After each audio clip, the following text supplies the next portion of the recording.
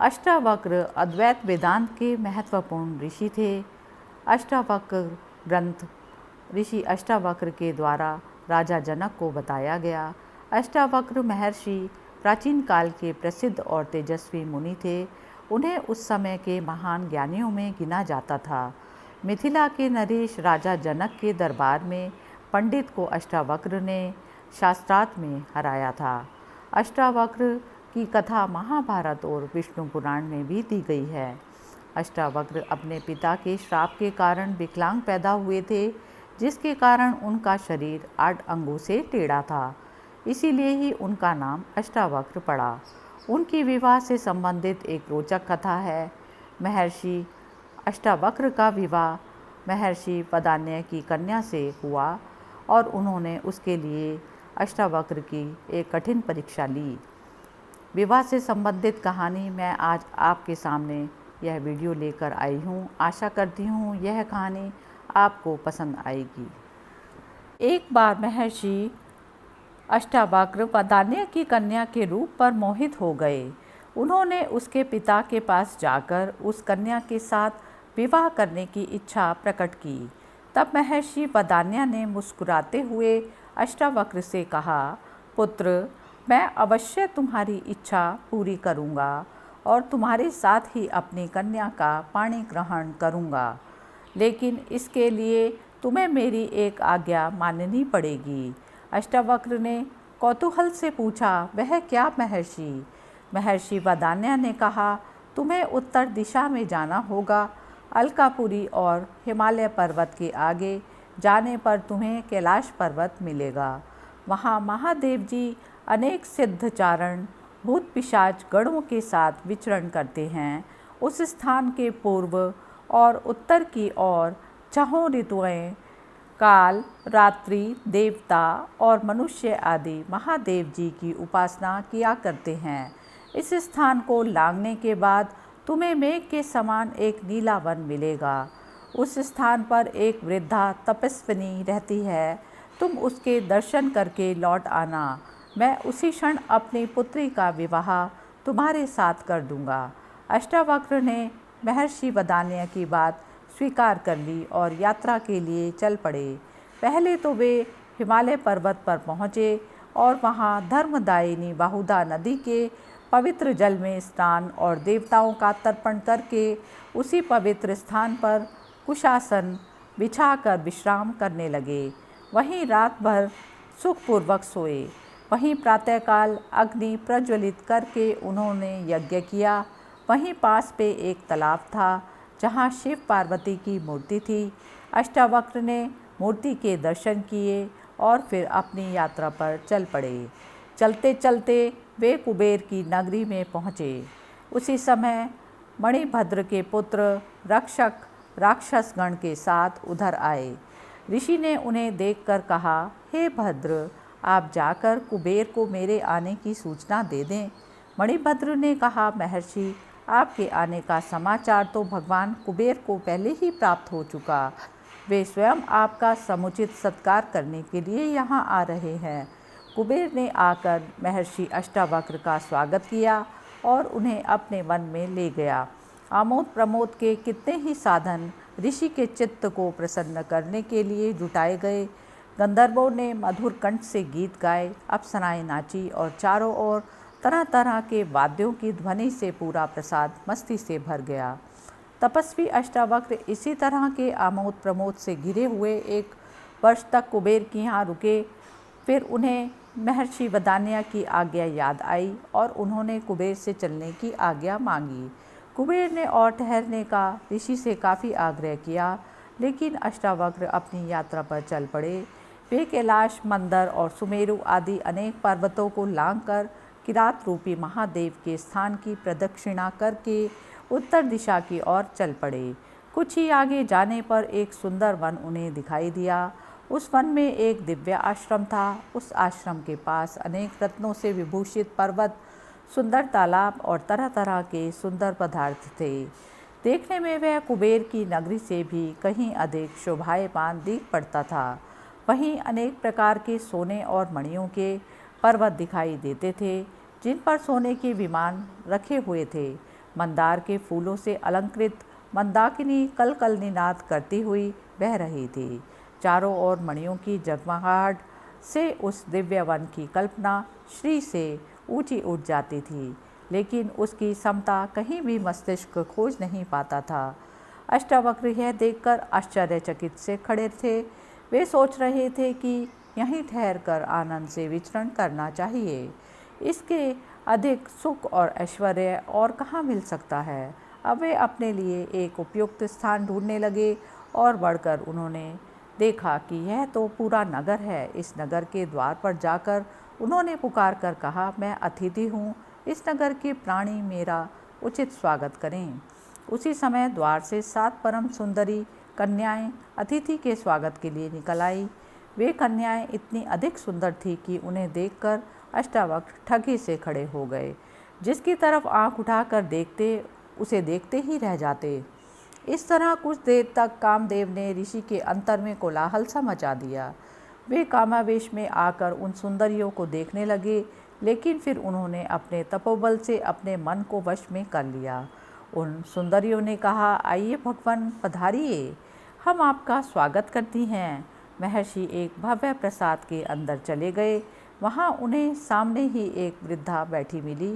वह स्वच्छ वस्त्र पहने थी और उसके शरीर पर अनेक तरह के आभूषण थे। ऋषि को देखते ही वह वृद्धा उठकर खड़ी हो गई और उनका समुचित स्वागत करके बैठ गई। महर्षि भी वहीं पास में बैठ गए।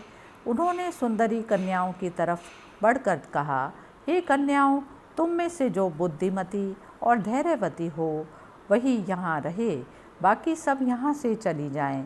एक को छोड़कर सभी कन्याएं वहाँ से चली गई। वृद्धा वहीं बैठी रही। रात होने पर महर्षि के लिए एक स्वस्थ शैया की व्यवस्था कर दी गई। जब महर्षि सोने लगे तो उन्होंने उस वृद्धा से भी जाकर अपनी शैया पर सोने के लिए कहा। उनके कहने पर वृद्धा अपनी शैया पर जाकर लेट गई। रात्रि का एक ही पहर बीता होगा कि वृद्धा जाड़े के बहाना करती हुई कांपती हुई महर्षि की शैया पर आ लेटी। महर्षि अष्टावक्र ने आदर के साथ उसे लेट जाने दिया। थोड़ी देर बाद ही वह वृद्धा कामातुर होकर अष्टावक्र के शरीर का आलिंगन करने लगी। यह देखकर महर्षि काष्ठ के समान कठोर और निर्विकार पड़े रहे।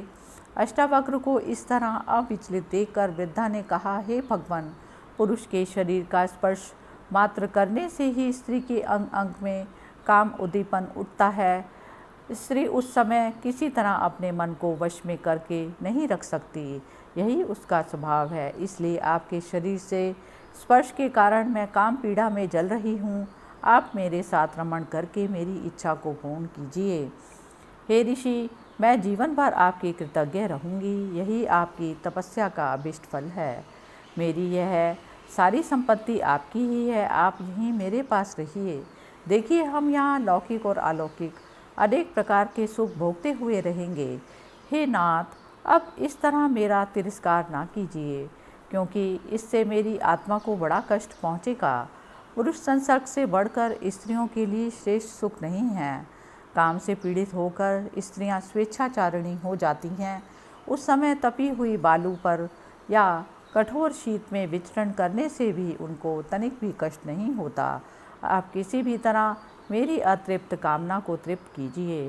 वृद्धा की प्रार्थना सुनकर अष्टावक्र बोले, हे देवी, मैं एक तपस्वी हूँ और बचपन से अभी तक पूर्ण रूप से ब्रह्मचारी रहा हूँ। किसी भी स्त्री का शरीर मैंने स्पर्श नहीं किया।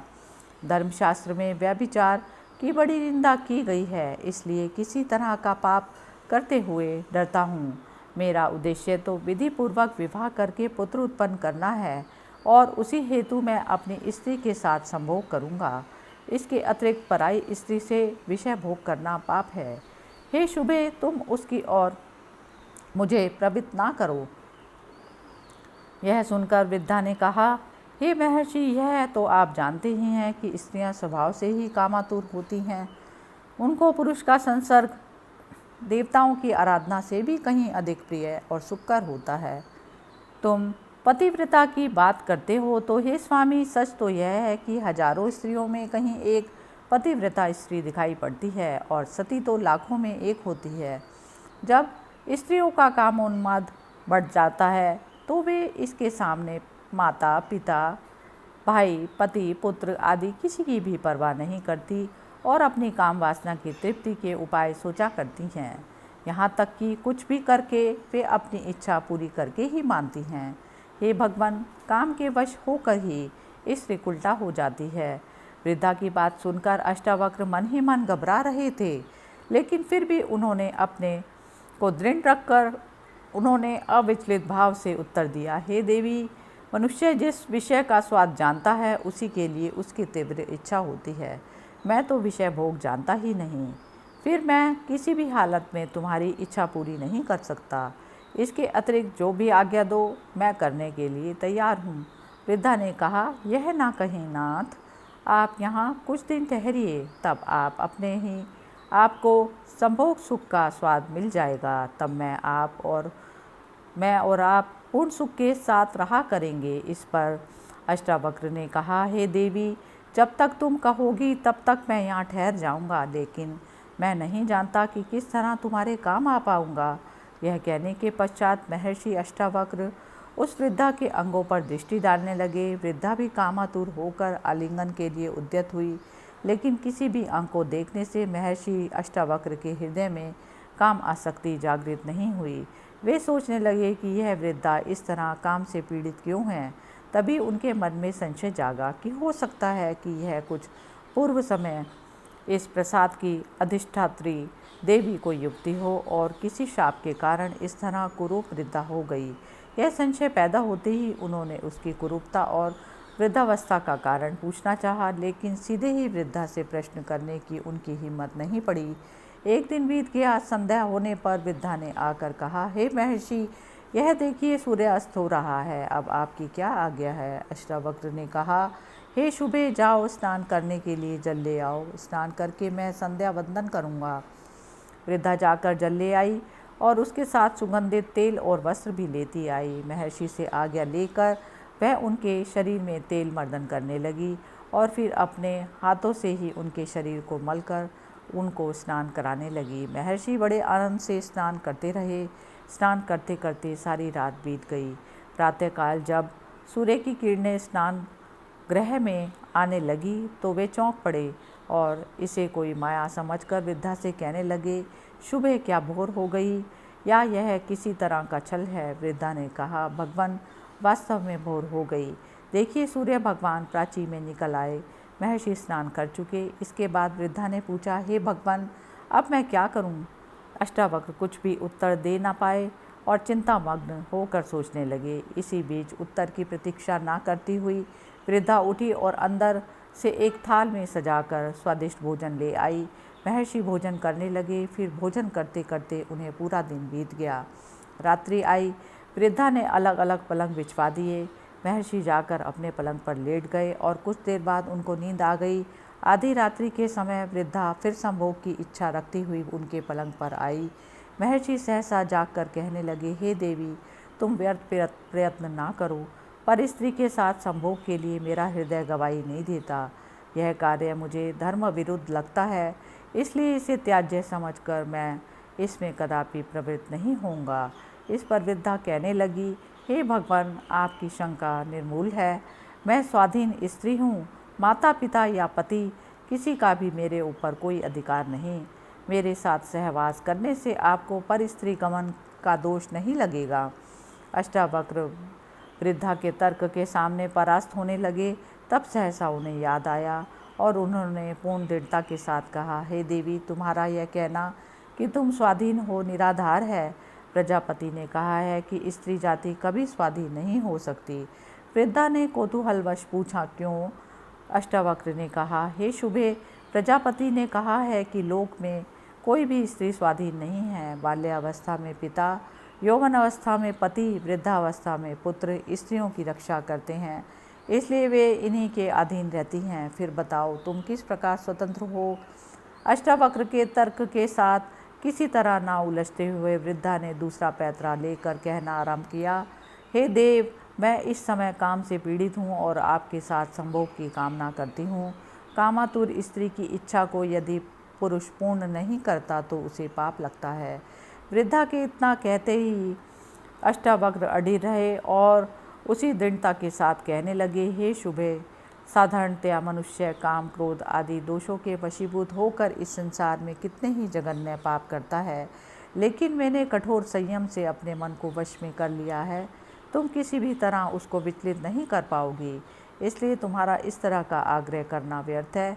जाओ, अपने पलंग पर चली जाओ। अब तो वृद्धा को गहरा धक्का लगा, लेकिन फिर भी उसने धैर्य नहीं छोड़ा और फिर वह आशा लेकर अष्टावक्र से बोली, हे महर्षि, यदि आप मुझे पर स्त्री समझते हैं और इसी कारण पाप समझकर संभोग करते हुए डरते हैं, तो मुझे अपनी स्त्री बना लीजिए। मैं इसके लिए सहर्ष तैयार हूँ। आप विश्वास रखिए, मैं अभी कुंवारी हूँ।